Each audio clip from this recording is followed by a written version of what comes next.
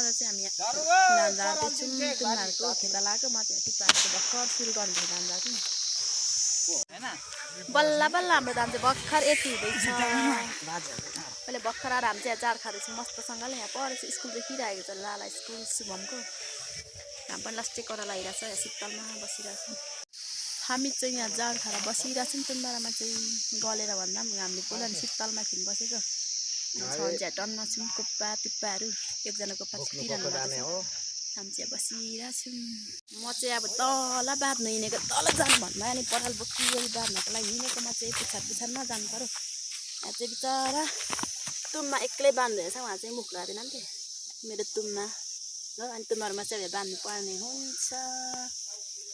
अनि टुप्पा र यहाँ मेरो भाइ चाहिँ झार्दै गरेको छ अनि म चाहिँ अहिले भारी बोकेर बिसाएको छु टुप्पा अनि अडिम चाहिँ पन्च्याउँदैछ यस्तो परालहरू अनि यहाँ चाहिँ फेरि बुनु खेल्दैछ तल स्टिकिङ खेलेको होला स्टिकिङ अनि हामीले चाहिँ यस्तो चोयाएर बाँध्नुपर्छ सक्ने भारी बोक्दैछु म चाहिँ तुममा चाहिँ बाँध्दैछ म चाहिँ बोक्दैछु अनि यहाँ चाहिँ यस्तो खालको यो के भन्छ परालको यस्तो पनि बनाएको रहेछ यसलाई चाहिँ के भन्छ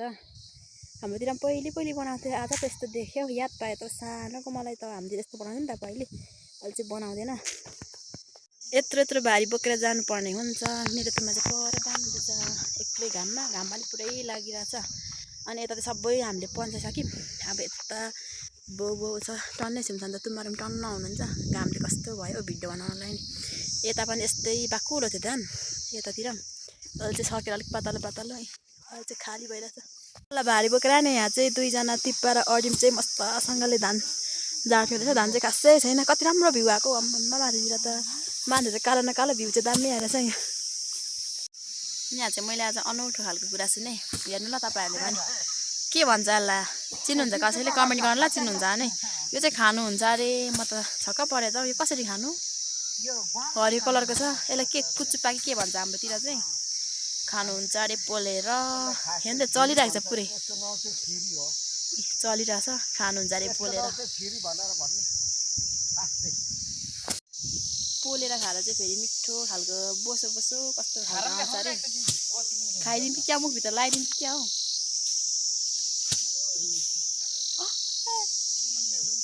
एउटा कुरो पो गरिदिएको त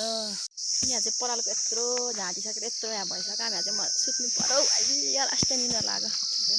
अल्छी लाग्यो यहाँ चाहिँ परालको यस्तो छ भरे कुनिङ लाउनु पर्छ होला कि बोक्नु पर्ने सुत्ने ठाउँ मस्तसँग रहेछ आनन्द खालको कसैले नदेख्ने भने शीतल अनि यहाँ चाहिँ बुनु छ सरले त स्कुल जान्थ्यो नि त अनि यहाँ त स्कुल तिरा रहेछ बोर्डिङहरू चाहिँ लाग्यो र मेरो छोरा चाहिँ गयो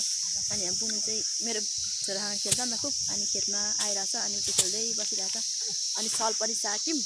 अनि भिडियो बनाउँदैछौँ दुईजना चाहिँ सानो त छ त सानो फिप्ची बल्ल खाँदा लिएर सानो चाहिँ भाग्दो छ खाँदा अलिकहरू चाहिँ अनि खाँदा चाहिँ के रहेछ भन्दा कडेला अनि चट्टसँग अचार खोर्सानी र के आयो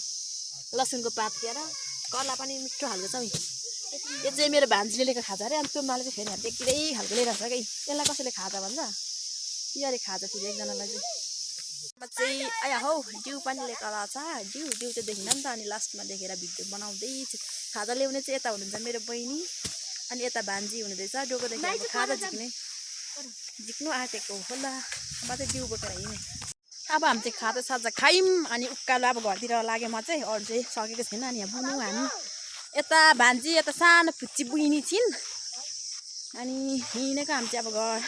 डिउ पनि सक्यो डिउ भरिरहेको थियो अहिले त डिउ छैन त अब घर जाने अनि एकछिन बस्ने अनि नानी जानुपर्ने हुन्छ त्यही भएर म त छिटो हिँडेको यहाँ मेरो पछाडि चाहिँ मेरो बुनु छ